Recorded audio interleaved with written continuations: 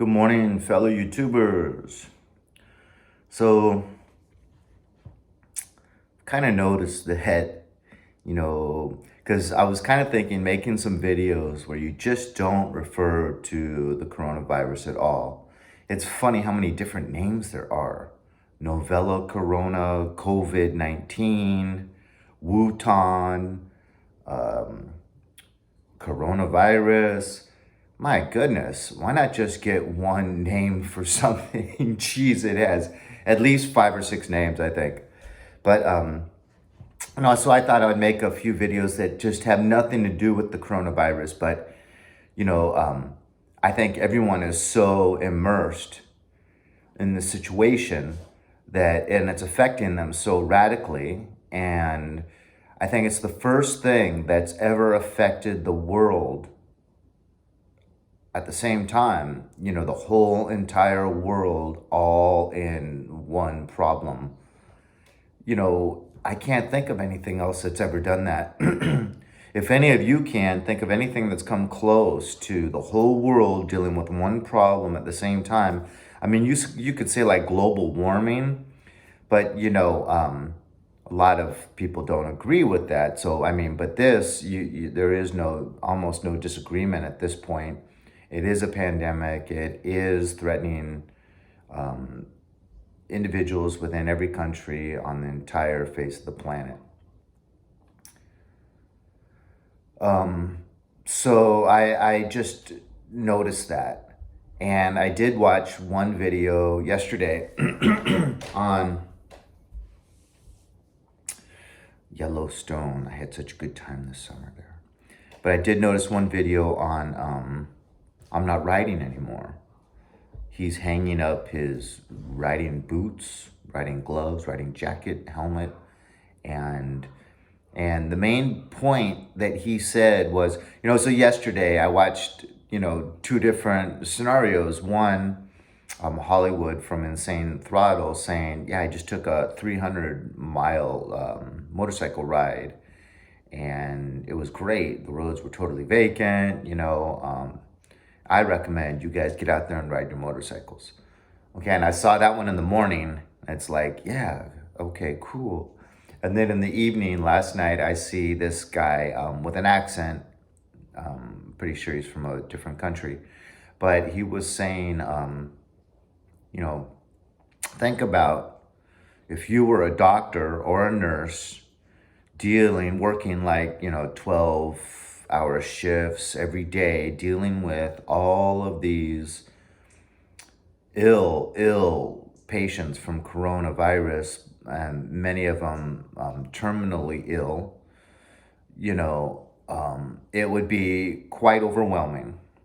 So you're trying to cope with that, you're trying to deal with that, and in comes this patient that has injuries because he decided to try to take a motorcycle ride for fun. So, that would rub just about anyone the wrong way, these doctors and these nurses in there, because now they have to give up valuable time to try to help you who voluntarily signed up to be injured, basically, because we all know riding motorcycles is dangerous. Yes, it's very fun, but there's a lot of different hobbies that are fun that involve more danger, hang gliding, scuba diving, even surfing big waves on a rocky point, maybe with coral on the bottom. So, there's a lot of risky hobbies, and this just isn't a good time to be involved with risky hobbies because, we're just supposed to be on lockdown, doing nothing but staying home unless we need to walk our dog or we have to get some form of exercise like riding a bike or jogging outdoors. It's really kind of a strange situation, but it's one where we have to kind of think about our choices and think about the repercussions of those choices. And so this guy made a good point, and putting myself in the shoes of a nurse or a doctor, but on the other hand of the coin, I just put my air filter on, lightly oiled this time. My gas is low, And, it's been low for about 2 or 3 nights. And that bothers me because if your gas is low and it's cold at night, you can get condensation on the inside of the tank where there's no gas. And that condensation on the inside of the tank is what causes tank rust on the inside.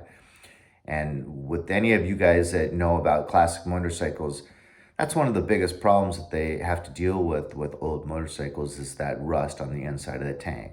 And a lot of times having to literally trash the tank, which is, to me, the most symbolic part of that old classic motorcycle, the tank. It's kind of sad to have to refurbish the tank or even have to go out and consider buying a whole new tank. So I don't like having the gas low.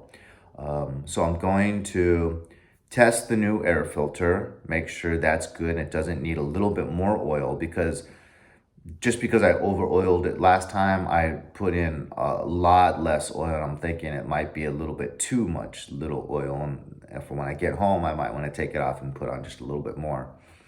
So I want to fill the gas tank, test ride this this air filter, and then I want to bring it home.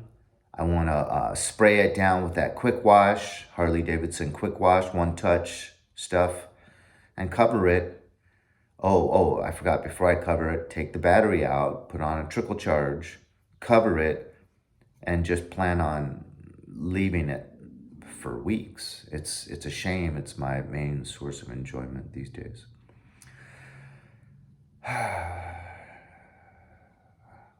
It's a hard decision, but I really do think it's a good time to make those hard decisions.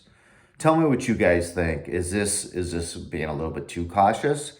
Because I'm not someone, I've always prided myself, one of the main things I've taken pride in is never making fear-based decisions. If something causes hesitation and fear, that's a good time to just think about it a little bit more and employ as many precautions and strategies as possible. But don't ever just not do something out of fear.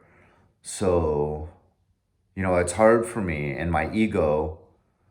I like to think of myself as kind of an old-fashioned type of American man, or at least aim towards that.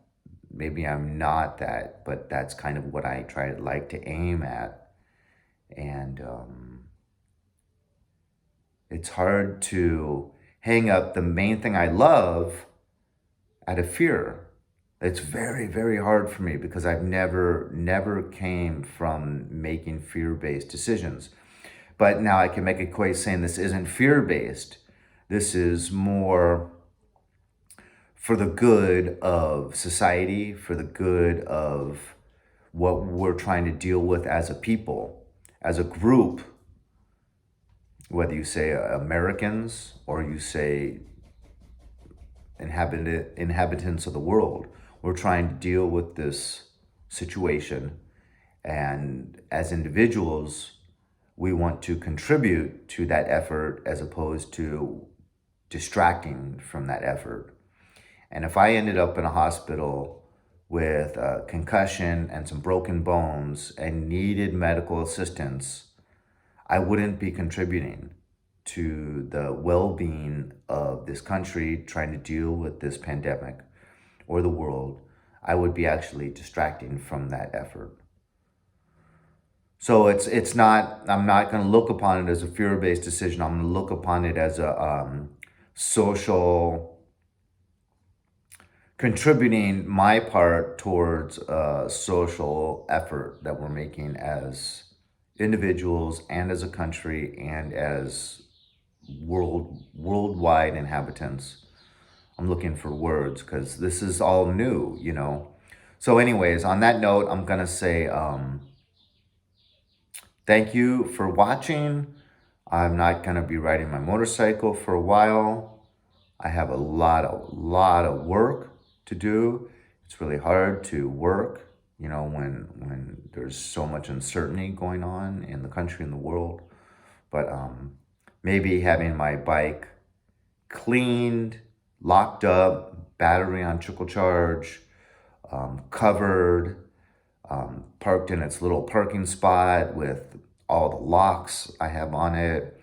Just knowing that, for me to even go out there and contemplate riding the motorcycle, it first involved taking off the cover, unlocking 3 or 4 different locks, putting the battery back in, and then possibly risking this social effort or this group effort that we're trying to make. So on that note, leave a comment. Let me know what you guys think. But even if you say you're wrong, you should get out there and ride once a day. It's good exercise. It's good for your spirit and your psychology.